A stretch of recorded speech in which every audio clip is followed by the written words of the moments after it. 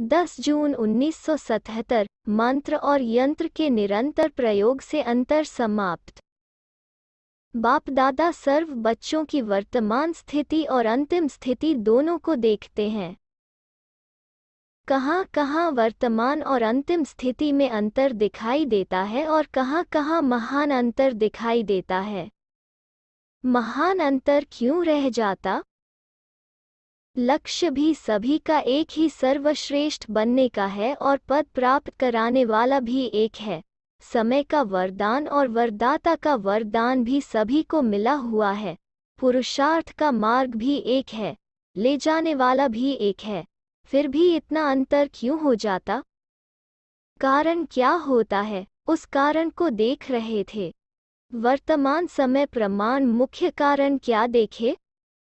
एक तो जो पहले पहले महामंत्र मनमनाभव का वह हमसो देवता का बाप दादा द्वारा मिला, उस मंत्र को सदा स्मृति में नहीं रखते हो। भक्ति मार्ग में भी मंत्र को कभी नहीं भूलते। मंत्र भूलना अर्थात गुरु से किनारे होना, यह डर रहता है। लेकिन बच्चे बनने के बाद क्या कर लिया? भक्तों मुआ फक डर तो निकल गया और ही पुरुषार्थ में अधिकारी समझने का एडवांटेज ले बाप के दिए हुए मंत्र को व श्रीमत को पूर्ण रीति से प्रैक्टिकल में नहीं लाते। एक तो मंत्र को भूल जाते, दूसरा मायाजीत बनने के जो अनेक प्रकार के यंत्र देते हैं, उन यंत्रों को समय पर कार्य में नहीं लाते। अगर ये दोनों बातें मंत्र और यंत्र प्रैक्टिकल जीवन के लिए यंत्र और बुद्धि योग लगाने के लिए व बुद्धि को एकाग्र करने के लिए मंत्र को स्मृति में रखो तो अंतर समाप्त हो जाएगा। रोज सुनते और सुनाते हो मनमनाभव, लेकिन स्मृति स्वरूप कहाँ तक बने हो? पहला पाठ महामंत्र है। इसी मंत्र की प्रैक्टिकल धारणा से पहला नंबर आ सकते हो। इसी पहले पाठ के स्मृति स्वरूप की कमी होने के कारण विजयी बनने में भी नंबर कम हो जाते हैं। मंत्र क्यों भूल जाता? क्योंकि बाप दादा ने जो हर समय की स्मृति प्रति डायरेक्शन दिए हैं उनको भूल जाते हो। अमृतवेले की स्मृति का स्वरूप गॉडली स्टडी, ईश्वरीय अध्ययन करने की स्मृति का स्मृति स्वरूप, कर्म करते हुए कर्मयोगी रहने के स्मृति स्वरूप, ट्रस्टी बन अपने शरीर निर्वाह के व्यवहार के समय का स्मृति स्वरूप, अनेक विकारी आत्माओं के संपर्क में आने समय का स्मृति स्वरूप, वाइब्रेशंस वाली आत्माओं का वाइब्रेशन परिवर्तन करने के कार्य करने समय का स्मृति स्वरूप, सब डायरेक्शन मिले हुए हैं। याद है? जैसे भविष्य में जैसा समय होगा वैसी ड्रेस चेंज करेंगे। हर समय के कार्य की ड्रेस और श्रृंगार अपना अपना होगा। तो ये अभ्यास यहाँ धारण करने से भविष्य में प्रारब्ध रूप में प्राप्त होंगे। वहाँ स्थूल ड्रेस चेंज करेंगे और यहाँ जैसा समय, जैसे कार्य, वैसा स्मृति स्वरूप हो। अभ्यास है वह भूल जाता है। इस समय के आपके अभ्यास का यादगार भक्ति मार्ग में भी जो विशेष नामी ग्रामी मंदिर हैं, वहाँ भी समय प्रमाण ड्रेस बदली करते हैं। हर दर्शन की ड्रेस अपनी अपनी बनी हुई होती है। तो यह यादगार भी किन आत्माओं का है? जो आत्माएं इस संगमयुग पर जैसा समय वैसा स्वरूप बनने के अभ्यासी हैं। बाप दादा बच्चों के सारे दिन की दिनचर्या को चेक करते हैं। रिजल्ट में समय प्रमाण स्मृति स्वरूप का अभ्यास कम दिखाई देता है। स्मृति में है लेकिन स्वरूप में आना नहीं आता है।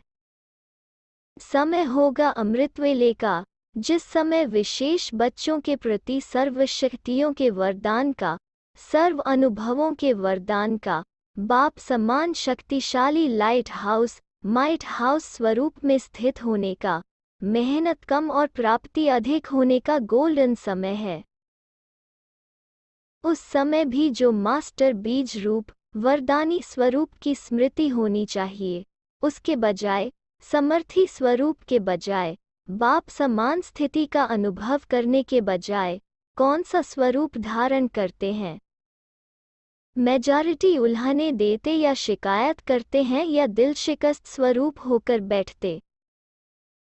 वरदानी विश्व कल्याणी स्वरूप के बजाय स्वयं के प्रति वरदान मांगने वाले बन जाते हैं या अपनी शिकायतें या दूसरों की शिकायतें करेंगे? तो जैसा समय वैसा स्मृति स्वरूप न होने से समर्थी स्वरूप भी नहीं बन पाते। इसी प्रकार से सारे दिन की दिनचर्या में जैसा सुनाया कि समय प्रमाण स्वरूप धारण न करने के कारण सफलता नहीं हो पाती, प्राप्ति नहीं हो पाती। फिर कहते हैं खुशी क्यों नहीं होती, इसका कारण क्या हुआ? मंत्र और यंत्र को भूल जाते हैं। आजकल के नामी ग्रामी व जिनको बड़े आदमी कहते हैं उनका भी अभ्यास होता है, जैसी स्टेज पर जाएंगे वैसी ड्रेस वैसा रूप, अर्थात अपने स्वभाव को भी उसी प्रमाण बनाएंगे।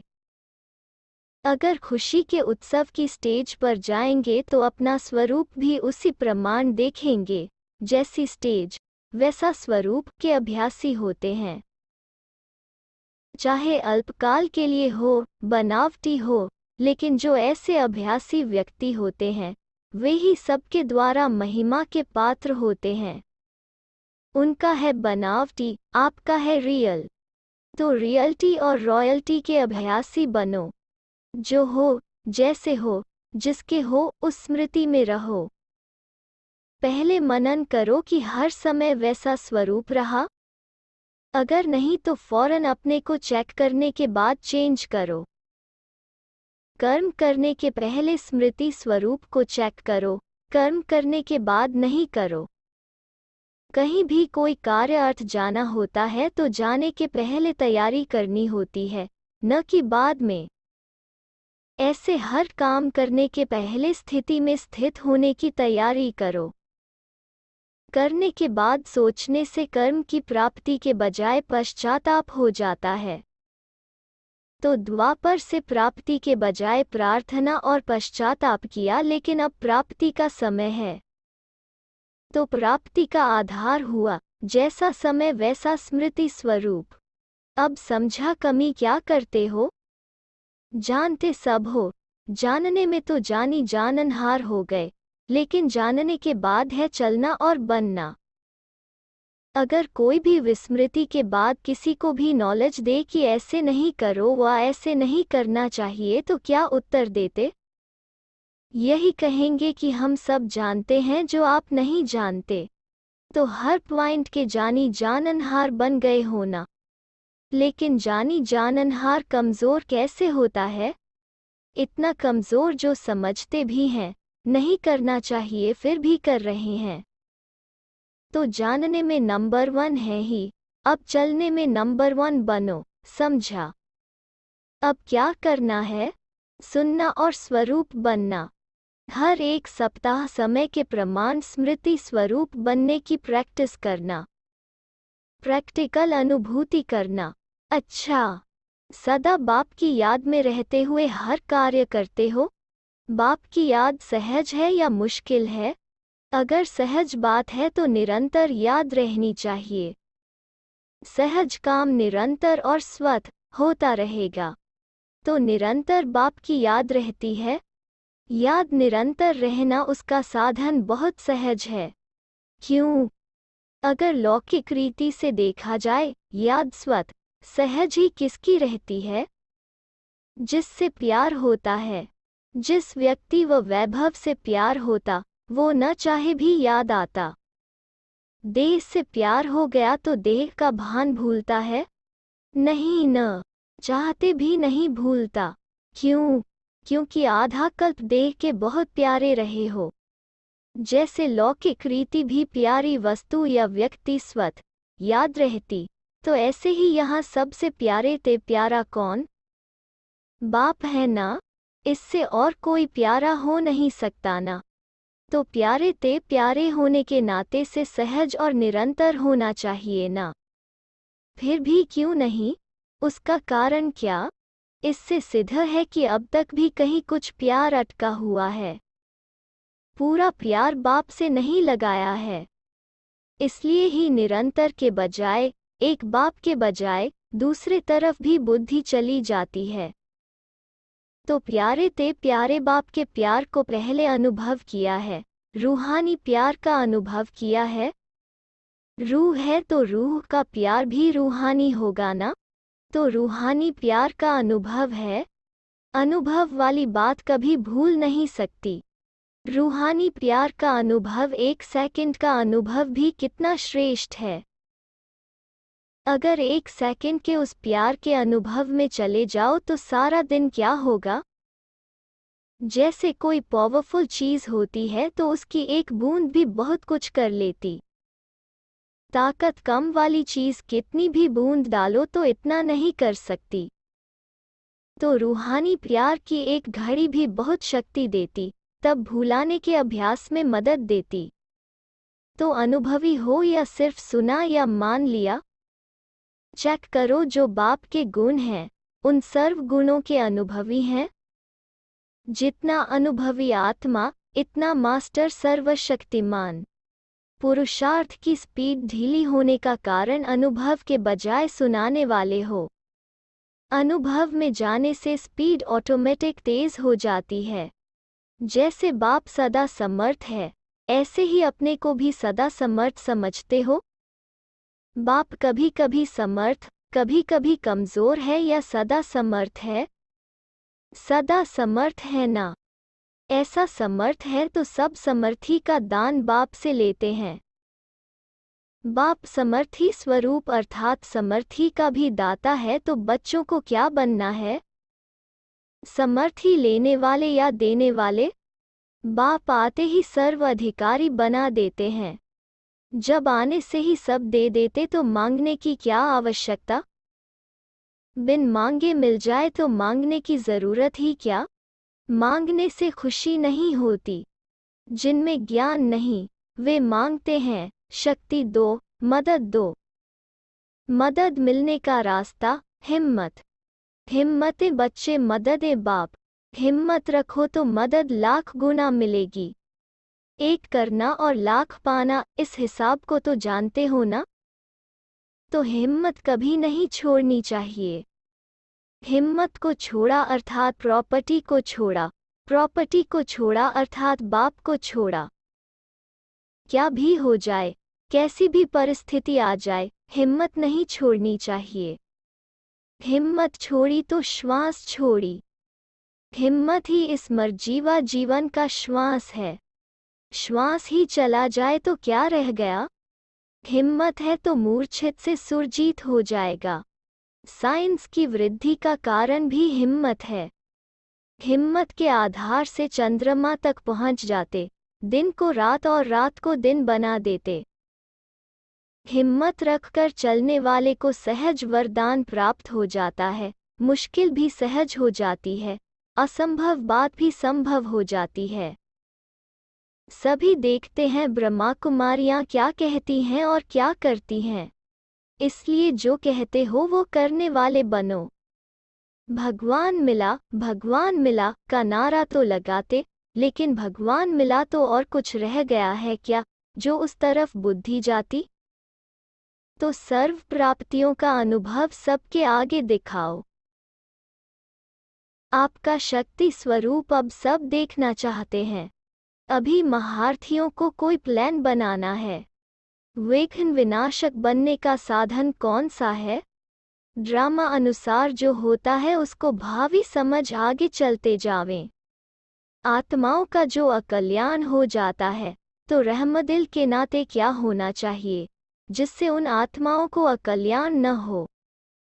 इसकी कोई न कोई युक्ति रचनी चाहिए। वातावरण भी पावरफुल बनाने के लिए अब कोई प्लान चाहिए। अभी यह एक लहर चल रही है, एक जनरल विघ्न, दूसरा जिसमें अनेक आत्माओं का कल्याण है। आजकल जो लहर है, कई आत्माएं अपने आप ही अकल्याण के निमित्त बनती हैं। उनके लिए प्लान बनाओ। महारथियों का संकल्प करना या प्लान बनाना, यह भी वातावरण में फैला है। वातावरण को चेंज करना है। आजकल इस बात की आवश्यकता है जो विघ्न विनाशक नाम है, वो अपने संकल्प, वाणी, कर्म में दिखाई दे। जैसे आग बुझाने वाले होते हैं, वो आग लगी है तो आग बुझाने के सिवाय रह नहीं सकते। कैसा भी मुश्किल काम है, प्लान बनाकर आग को बुझाते हैं। आप भी विघ्न विनाशक हो। वातावरण कैसे समाप्त हो? संकल्प रचेंगे तो वायुमंडल बदलेगा। हल्का मत करो, यह तो शुरू से ही चलता आया है। ये विघ्न तो पड़ने ही हैं, झाड़ को तो झड़ना ही है। नहीं, विघ्न पड़े हुए को खत्म करो। जैसे कोई स्थूल नुकसान होता हुआ देख छोड़ नहीं देते, दूर से भी भागते हो नुकसान को बचाने के लिए, नेचुरल बचाने का संकल्प आएगा। ऐसे नहीं कि यह तो होता रहता है, यह तो ड्रामा है। हर आत्मा का अपना अपना पाठ है। हलचल में नहीं आते, परंतु आप सेफ्टी तथा रहम करने वाले हो, इस भावना से सोचना है। विघ्न विनाशक हो यह लक्ष्य रखना है। जिस बात का लक्ष्य रखते हो वो धीरे धीरे हो जाता है। सिर्फ लक्ष्य और अटेंशन चाहिए। महारथियों को सिर्फ स्वयं प्रति सर्व विधियां, सर्व शक्तियां यूज नहीं करनी है। अभी यह सोच चलता है वा नहीं चलना चाहिए। इनसे किनारा नहीं करना है। किनारा करेंगे तो इंडिविजुअल राजा बनेंगे, विश्व महाराजन नहीं। विश्व कल्याण की भावना रखने से विश्व महाराजन बनेंगे।